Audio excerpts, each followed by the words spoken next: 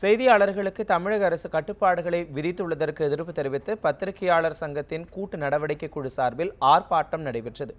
தமிழக சட்டப்பேரவையிலிருந்து திமுக உறுப்பினர்கள் சஸ்பெண்ட் செய்யப்பட்டதை அடுத்து பேரவை வாயிலில் திமுக உறுப்பினர்கள் போட்டி கூட்டம் நடத்தினர்.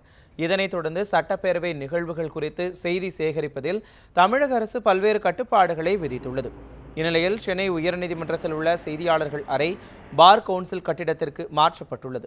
இதுபோன்ற நடவடிக்கை செய்தியாளர்களை பணி செய்ய விடாமல் தடுக்கும் என்பதை வலியுறுத்தியும் செய்தியாளர்கள் மீது அடக்குமுறையை கையாள்வதை கண்டித்தும் சென்னையில் பத்திரிகையாளர் சங்கங்களின் கூட்டு நடவடிக்கை குழுவினர் இன்று ஆர்ப்பாட்டத்தில் ஈடுபட்டனர்.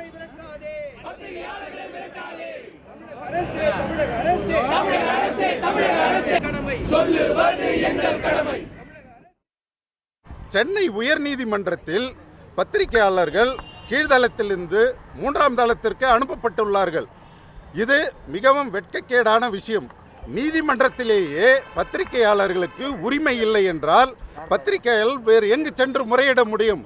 இதை தலைமை நீதிபதி கருத்தில் கொண்டு பத்திரிகையாளர்களுக்கு கீழ்தளத்தில் இடம் ஒதுக்கி கொடுக்க வேண்டும் என்பதை எங்கள் கோரிக்கையாக முன்வைக்கிறோம்.